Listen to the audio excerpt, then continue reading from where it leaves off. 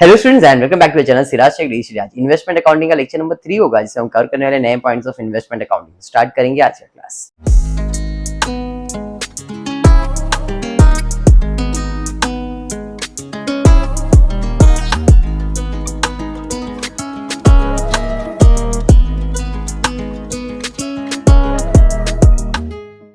चलिए, I hope investment accounting क्या है ये कंसेप्ट तुम्हारे दिमाग में बैठ गया, बराबर है। आज फिर से कुछ नया सम्स देखते दिया क्या गया। तो जब भी आप इन्वेस्टमेंट अकाउंटिंग का सम सॉल्व करोगे, पहला चीज सोनाली क्या ढूंढना है, ईयर एंड क्या है। देखते हैं अपने क्वेश्चन में दिया क्या गया। Prepare investment in 9% debenture account for the year ending 31 मार्च 2012। साल जिया कभी खत्म हो रहा है, खत्म कभी हो रहा है, तो चालू कभी होएगा।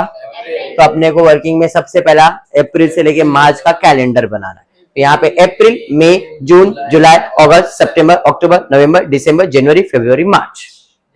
कौन से साल का है? एंड 12 में हो रहा तो चालू होगा 11-12 में, बराबर है। ये 11-12 का कैलेंडर है। डन, पक्का। अब इंटरेस्ट का डेट ढूंढो कि आपको इंटरेस्ट कब मिलने वाला। वो स्टार्ट में आपको दिया रहेगा। KK limited pays interest on 30th June and 31st December every year. कौन से तारीख को इंटरेस्ट है? 30 जून एंड 31st दिसंबर।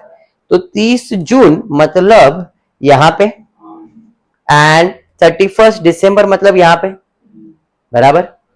साल के स्टार्ट में इंटरेस्ट मिला है क्या? नहीं ना, मिला है क्या? तो नीचे कितने मंथ्स बचे? तीनों ऊपर आ जाएंगे, समझ में आया? तो तीनों मंथ ऊपर आ गए और उसके ऊपर दीवार बना दो, क्योंकि उसके ऊपर के मंथ में अपने को ब्याज मिला था। समझा? अगर साल के स्टार्ट में इंटरेस्ट होता तो साल के एंड में भी दीवार बन जाता। ठीक है, डन यहां तक? पक्का। चलिए अब प्लॉटिंग करेंगे। 3 कॉलम बनाते हैं, nominal value, interest and cost, बराबर। सबसे पहला ऑन 1 अप्रैल 2011 को मिस प्रचिति हैड खरीदा, ऐसा बोला है क्या? हैड मतलब उसके पास है, बैलेंस है ₹1000 9% डिबेंचर्स ऑफ 100। इधर रुपीज का प्रिंटिंग मिस्टेक लग रहा है मेरे को, रुपीज नहीं रहेगा, ये रुपीज कैंसिल कर देता हूं। यहाँ पे had 1000 9% debenture of 100 each eight ₹108 in K limited as an investment. तो 1 अप्रैल भाई कहां पे, जरा देखते हैं। 1 अप्रैल बैलेंस है, कितना बैलेंस है मेरे पास? 1000 डिबेंचर्स, एक का वैल्यू 100। तो 1000 डिबेंचर, एक का वैल्यू 100, तो कितना हो गया? 1 लाख नॉमिनल वैल्यू हो गया। और उसका कॉस्ट एट रुपीज कितना बोला है? 108। तो 1000 डिबेंचर 108 के हिसाब से इसका कॉस्ट कितना हो गया? कुछ नहीं बोला है मतलब एक्स, कुछ नहीं बोला मतलब एक्स वैल्यू है। समझ में आइए? पक्का। चलिए बढ़ेंगे आगे। उसके बाद क्या है? लिमिटेड पेड 30 जून 31, वो तो हमने पाक कर दिया। Prachiti had the following transaction during the year. 1 June को परचेज किया है 809% डिवेंचर एट 98x इंटरेस्ट। कभी परचेज किया है? 1 जून। तो 1 जून तो यहां पे आएगा, बराबर है। 1 जून को क्या किया है? परचेज किया है। कितना परचेज किया है? 800 डिबेंचर्स। कितने वाला? 100 रुपए वाला। तो 800 इंटू 100 80,000। लेकिन कितने में खरीदा है? 98। तो 800 इंटू 98 करो 78। कौन सा वैल्यू? एक्स वैल्यू बोला है, तो लिखना है एक्स तो लिखो, नहीं तो भी चलेगा। समझाइए?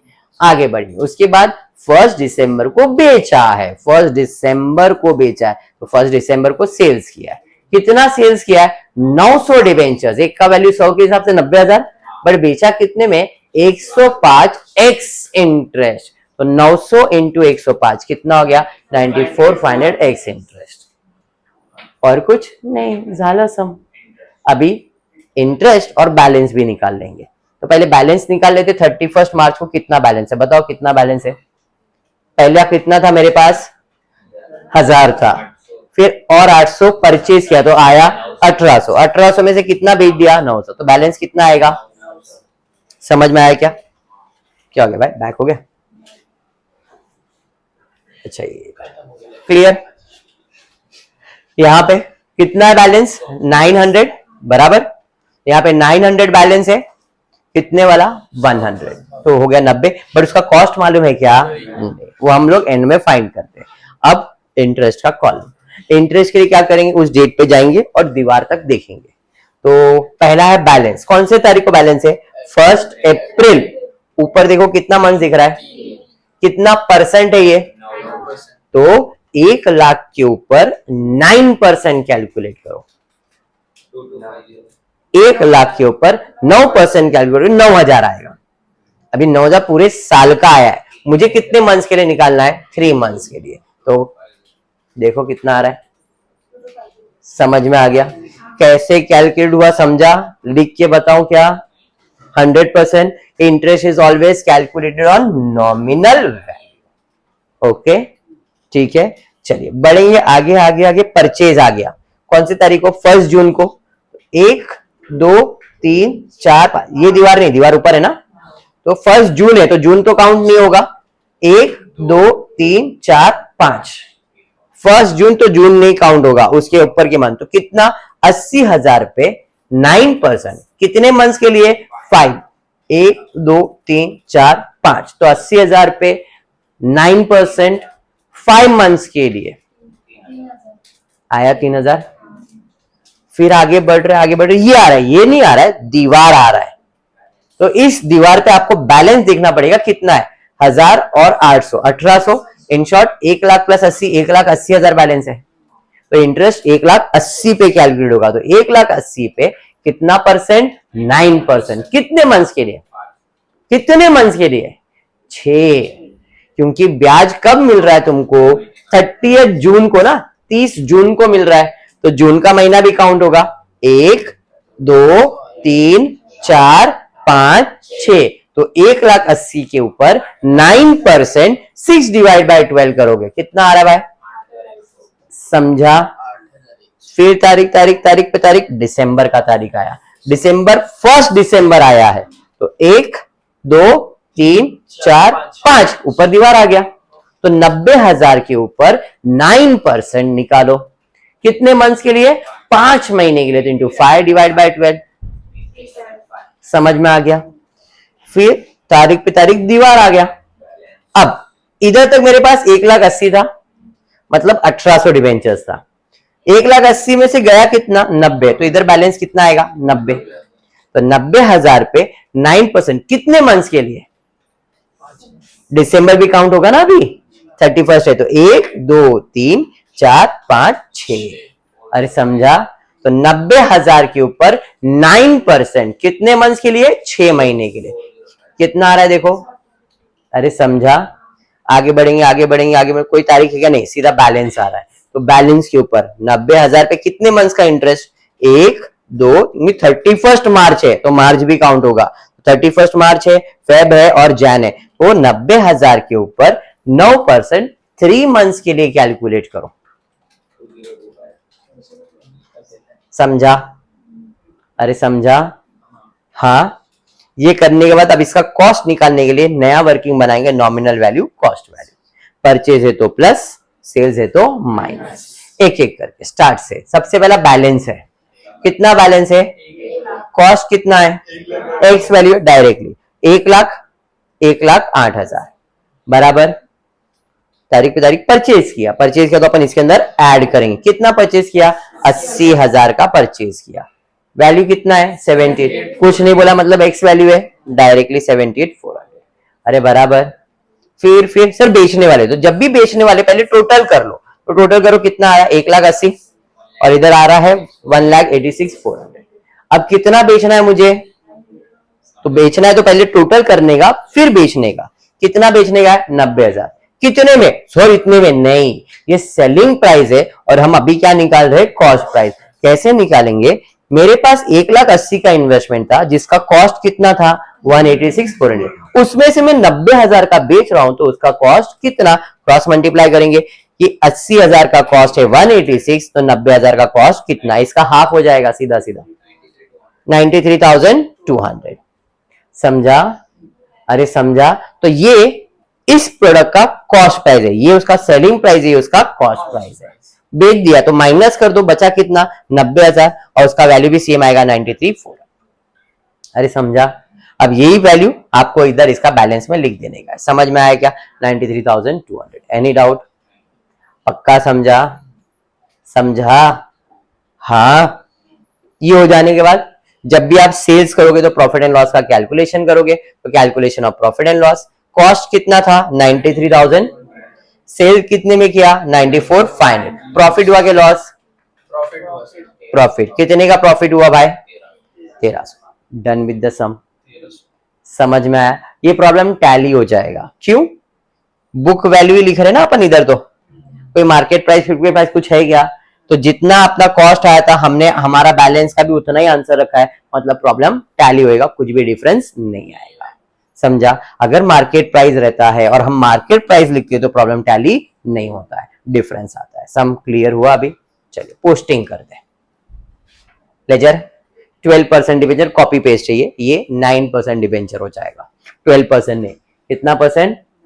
किसके बुक में? के in the books of Prachiti, in the books of Prachiti, Prachiti का ये नहीं है, in the books of Prachiti क्या है? के लिमिटेड, तो वो आप वहां पे लिख सकते हो, या तो in the books of Prachiti 9% debenture in K limited account, वो डिबेंचर के लिमिटेड का है इसके लिए। अरे समझा? चलिए स्टार्ट करेंगे। सबसे पहला बैलेंस है, इन्वेस्टमेंट का बैलेंस डेबिट में, ओपनिंग बैलेंस डेबिट में और क्लोजिंग बैलेंस क्रेडिट में। असेट है तो डेबिट और लायबिलिटीज है तो क्रेडिट, ये तो पता है ना।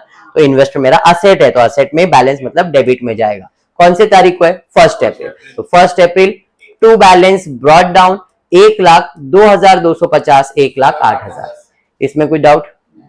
तारीख पे तारीख परचेज किया तो इन्वेस्टमेंट आ रहा है तो डेबिट में टू कैश और बैंक। कितना भाई? 80,000, इंटरेस्ट 3,000, 78,400।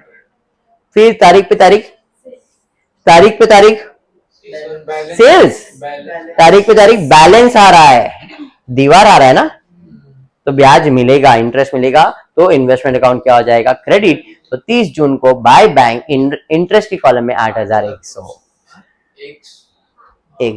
तारीख पे तारीख, तारीख पे तारीख सेल्स, अब सेल्स आ रहा है तो बाय कैश और बैंक। कितने में बेचा बाबा? तो 90,000 का चीज है, 3,365 उस 75 इंटरेस्ट है, 94,500 में बेचा, बराबर। प्रॉफिट हुआ क्या लॉस? सर 1300 का प्रॉफिट हुआ। जो भी प्रॉफिट है प्रॉफिट एंड लॉस में क्रेडिट, तो इन्वेस्टमेंट अकाउंट क्या हो जाएगा? डेबिट। तो डेबिट में टू प्रॉफिट एंड लॉस, कितना? 1300 रुपए। कौन से कॉलम में लिखने का? कॉस्ट। समझा? सेल्स हो गया। सेल्स के बाद क्या है? तारीख पे तारीख, बैलेंस पे इंटरेस्ट है तो बाय बैंक बैलेंस पे इंटरेस्ट है। अरे समझा? तारीख पे तारीख, फिर बैलेंस आया, ओपनिंग बैलेंस डेबिट और क्लोजिंग बैलेंस क्रेडिट। समझा? अब आप और कुछ है क्या? नहीं, टोटल कर लो। देखो 1,80,000, 1,80,000। आप इधर का कॉस्ट का टोटल लो, एक जन इधर का कॉस्ट का टोटल, देखो टैली हो जाएगा। 1,86,400 दिख रहा है मेरे को, नहीं ज्यादा है, 700, 1,87,700। डेबिट का टोटल 1,87,700, क्रेडिट का भी टोटल 1,87,000, टैली हो जाएगा। क्यों? क्योंकि हमने कॉस्ट प्राइस लिखा है। अरे समझा? हाँ, अब खाली एक ही चीज में बैलेंस आएगा, वो है इंटरेस्ट। तो इंटरेस्ट का टोटल लिया, इंटरेस्ट का टोटल लिया, सेम टोटल लिखा, माइनस किया, कितना आया? 12,300 by profit and loss, sorry to profit and loss, कितना? 12,300। सम खत्म। पक्का समझा है? अभी सिंगल सिंगल सम ले रहा हूं, थोड़ा आपका कैपेसिटी बढ़ जाएगा तो डबल सम स्टार्ट करूंगा। पक्का समझ में आया? इस टाइप का इन्वेस्टमेंट इंटरेस्ट वाले ही ले रहा हूं, फिर शेयर्स पे आराम से जाऊंगा। इतना क्लियर है? 100% क्लियर है? समझ में आ रहा है? पक्का 100%। टॉपिक को ऑप्शन में नहीं रखना है, कुछ भी करो। ओके चलिए, तो फिर आज इतना ही करते, मेरे हिसाब से इतना ही है। यस, आज इतना ही। होपफुली वीडियो पसंद आया तो प्लीज वीडियो को लाइक कर देना, फ्रेंड्स ग्रुप में शेयर करना, चैनल को सब्सक्राइब करना। Thank you for watching the video.